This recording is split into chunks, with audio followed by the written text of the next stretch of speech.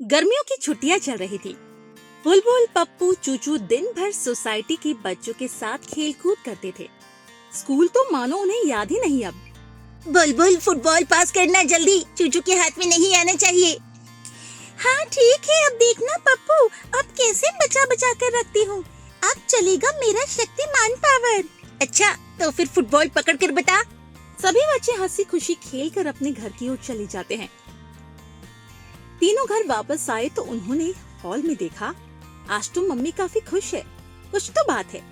Mummy papa से बात कर रही थी। तीनों बच्चे वहीं जाते हैं और भागते हुए मम्मी के पास आते हैं।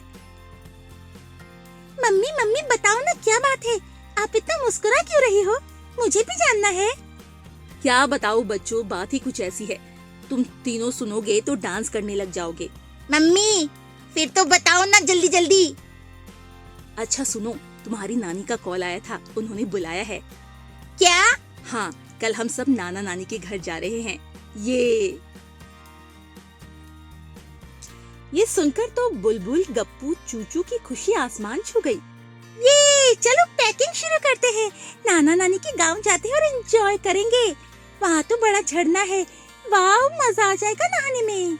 फिर क्या था, दूसरे ही दिन रेलवे स्टेशन पहुँच गई और ट्रेन का सफर करते हुए बुलबुल, पप्पू, चूचू और मम्मी पापा और उनके सारे सामान के साथ नाना नानी के गांव निकल लिए। नाना नानी का गांव काफी खूबसूरत और छोटा सा गांव था। नाना नानी का घर काफी खूबसूरत और मजेदार था। आम के पेड़ थे। ट्रेन की हॉर्न बजती है और अनाउंसमेंट होता है, हम भागकर पहुँच चुके हैं। सभी यात्री से निवेदन है कि अपने अपने सामान सावधानी से उतारे। धन्यवाद। तभी मोनू कबूतर टिकट चेकर ट्रेन के डिब्बे के गेट पर खड़ा होकर सबके टिकट चेक करता है। चलो टिकट चेक कराओ और उतरते जाओ। सभी पैसेंजर अपनी अपनी टिकट चेक कराते हैं और उतरते जाते हैं। रेलवे स्टेशन पर बुलबुल, पप्पू, चूचू को उनके मामा दिख जाते हैं। मामा! फिर बुलबुल, पप्पू, चूचू जैसे ही अपने नाना नानी के घर पहुँचे तो उनके स्वागत के लिए नाना नानी, मामी, मौसी, मौसी जी सब लोग कर रहे थे और दूर खड़े मामा, मामी बुलबुल, पप्पू, चूचू को सबको अपने पास बुलाना चाहते थे। बुलबुल, पप्पू, चूचू यहाँ आओ, हम तुमको इमली खिलाएंगे और हमारे खेतों से पके हुए आम भी आ गए हैं जो मैंने तुम तीनों के रूम में रख दिए हैं। आम? मामा जी, आपने ये तो बहुत ही स्वादिष्ट काम किया है। आप मेरे फेवरेट मामा हो। मामू, यू आर सुपर मामू। आम के नाम से तो मुंह में लार टपकने लगा मेरी। तभी पीछे से मौसी जी की आवाज आती है। चूचू, पप्पू, बुलबुल, मौसी जी ने तुम्हारे लिए बहुत बड़ा झूला तैयार किया है यहाँ। आओ मौसा जी, तुम्हें झूला झुलाएंगे। इस प्रकार सब लोग प्यारे प्यारे बुलबुल, पप्पू, चूचू को लाड दुलार करते हैं। बुलबुल, पप्पू, चूचू ने मुंह हाथ धोकर खाना खाया और अपने नाना नानी के पास आकर बैठ गए और पसंदीदा आमों का लुत्फ उठाया। फिर तीनों उठकर अपने ननिहाल का मजा लेने के लिए चले गए। सामने गेट से बड़ी मामी को 3 बड़े बड़े ग्लास के साथ आता देख तो तीनों रुक गए। ये लो बच्चों, तुम्हारे लिए खास इमली का पना बनाया है। इसे जल्दी से पी लो। गर्मी से तुम्हें राहत मिलेगी और लू भी नहीं लगेगी। फिर जितना मन हो उतना खेलना। क्या मामी जी, इमली का पना क्या होता है? हमने तो कभी नहीं पिया। क्यों बुलबुल? चूचू, तुम सही बोल रही हो, ये तो हमारे लिए नया है। बच्चों, इमली का पना का मतलब है जूस। ठीक है, जैसे नींबू का शरबत होता है, आम का पना होता है, वैसे ही इमली का पना होता है। ओ, शरबत लाई हो? ऐसा बोलो ना मामी। क्या आप भी? तीनों बच्चे इमली का पना पीकर खेलने निकल जाते हैं। मौसा जी ने भी आम के पेड़ पर बड़ा सा झूला बांध रखा था। फिर क्या था, जैसे ही झूला दिखा तीनों बच्चे झूला देखकर टूट पड़े। बुलबुल, चूचू, सबसे बड़ा मैं हूँ, तो पहले हक मेरा बनता है। मैं इस झूले में झूलूं। पप्पू, चूचू, मैं घर की सबसे बड़ी बेटी हूँ, तो पहला हक मेरा है। पप्पू, तू मेरा भाई नहीं है? ये देखकर चूचू रोने लग जाती है। मेरी बारी कब आएगी? तीनों बच्चे लड़ झगड़ कर बारी बारी से झूले में झूलने लग जाते हैं। ये सब ऊपर छत से उनके नाना नानी, मम्मी पापा देख रहे होते हैं। तभी बच्चों के मौसा जी ने आम को तोड़ा और मसाला लगाकर बच्चों के सामने रख दिया। आम को देखकर बुलबुल पप्पू चूचू के मुंह में पानी आ गया और तीनों ने सारे आम चट कर दिए। चलो बुलबुल पप्पू चूचू, मैं तुम्हें हमारे खेतों में घुमाकर लाता हूँ। तीनों बच्चे अपने बड़े मामा जी के साथ खेत की तरफ निकल गए। खेत हरा भरा था, पानी की मोटर चल रही थी। मामा ने पाइप को ऊपर उठाया और जिसमें तीनों बच्चे शावर समझकर नहाने लगे। मामा मामा मेरे ऊपर भी पानी डालो ना, गुदगुदी हो रही है। नहीं मामा, ये बहुत नहा लिया, मेरे ऊपर डाल दो आप तो सारा का सारा पानी। तीनों बच्चे खेत पर घूम कर आए, मस्ती करने लगे और देखने लगे खेतों को। फिर नाना जी के साथ घर पर आ गए। बुलबुल चूचू को बहुत मजा आ रहा था।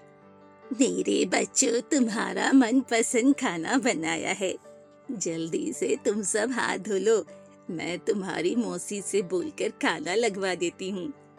नानी जी, मैं आपके हाथ से खाना खाऊंगा, मुझे नहीं खाना खाना मेरे हाथों से। तभी दोनों ने भी बोला, नानी नानी हमको भी खिलाओ ना। ये सुनकर नानी जी हंसने लगी। ठीक है बच्चों, मैं तुम बच्चों को अपने हाथ से खाना खिलाऊंगी। फिर बच्चों ने नानी के हाथ से खाना खाया। खाना खाने के बाद सब लोग सोने की तैयारी करने लगे और अचानक बच्चों को गर्मी महसूस होने लगी।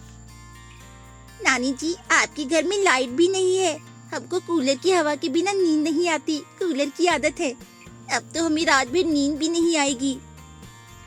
ये सुनकर नाना नानी के साथ साथ सब लोग हंसने लगे। ये देखकर बुलबुल पप्पू चूचू ज्यादा कंफ्यूज हो गए। आप हंस क्यों रहे हो? हमने कुछ गलत किया क्या? ना बेटा, तुमने कुछ गलत नहीं कहा। छोटा सा गांव है हमारा, हमारे पास एसी कूलर कैसे आएगा? लेकिन हमारे पास एक ऐसा एसी है जो तुम्हारे शहर में किसी के पास नहीं। ये सुनकर तीनों बच्चे चौंक गए। कुदरत का एसी, गांव में कुदरत की दया से काफी सारे पेड़ पौधे और हरियाली है, उनकी वजह से रात भर ठंडी हवा बहती है।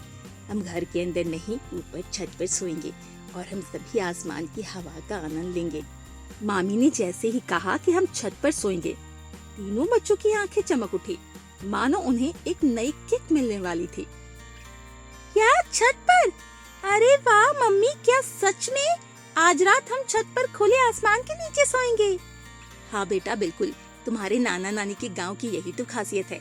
यहाँ छत से पूरा आसमान दिखता है, तारे टिमटिमाते हैं और ठंडी हवा चलती रहती है और चंदा मामा हमारी रक्षा करते हैं। ये तो बहुत मजेदार होगा। मैं पहली बार छत पर सोऊंगी और रात में परियां भी उड़ती है ना, उन्हें भी देखूंगी। पर मम्मी, अगर कोई भूत आ गया तो और चूचू को उठा कर ले गया तो? मम्मी, मुझे नहीं सुना। अरे चूचू बेटा, यहाँ के भूत भी बहुत अच्छे होते हैं, वो भी आम खाकर सो जाते हैं। नाना जी, आप भी ना, चलो ना, जल्दी से छत पर चलते हैं, मैं सबसे पहले तारा गिनने वाली हूँ। फिर सब लोग ऊपर छत पर पहुँच गए। वहाँ पहले से चादरें बिछाई जा चुकी थी, तकिए लगे थे और आसमान पूरा खुला था।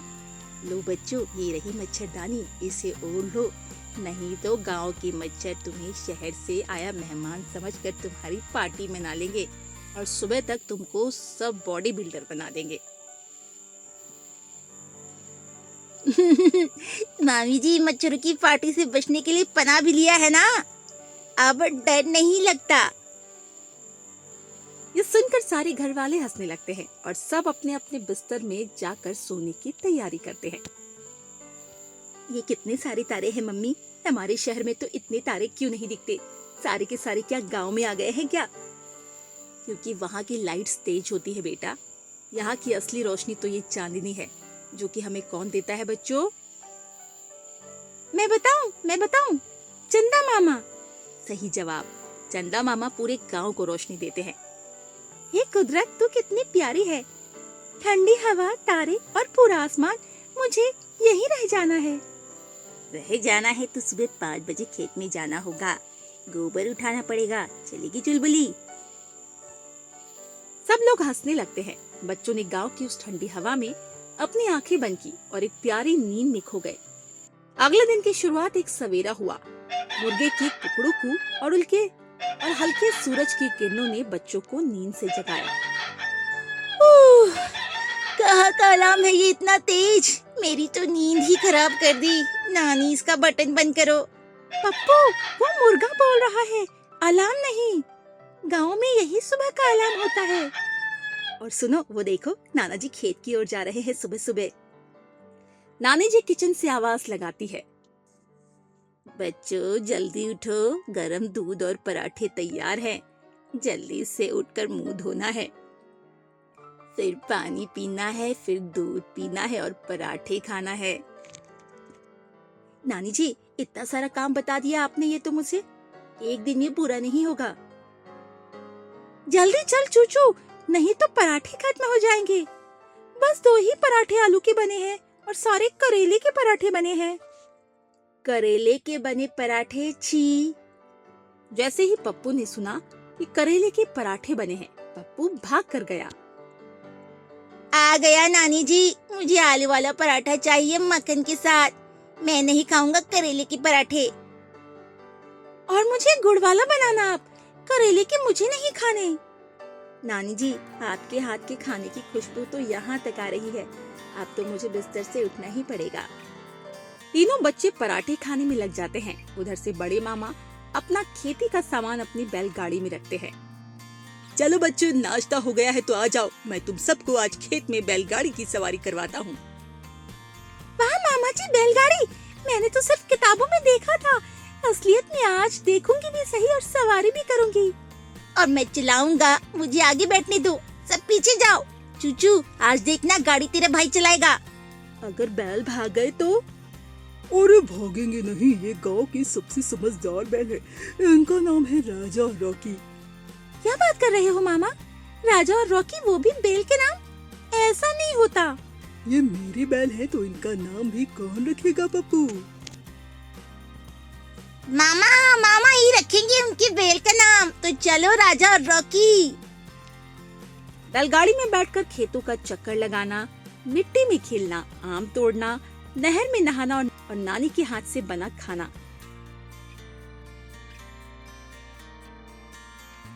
ये सब बुलबुल, पप्पू और चूचू के लिए किसी जादुई दुनिया से कम नहीं था। इस तरह तीनों बच्चे समर वेकेशन मनाकर अपने घर को लौट आते हैं और अगले साल आने का सब लोगों से वादा करते हैं।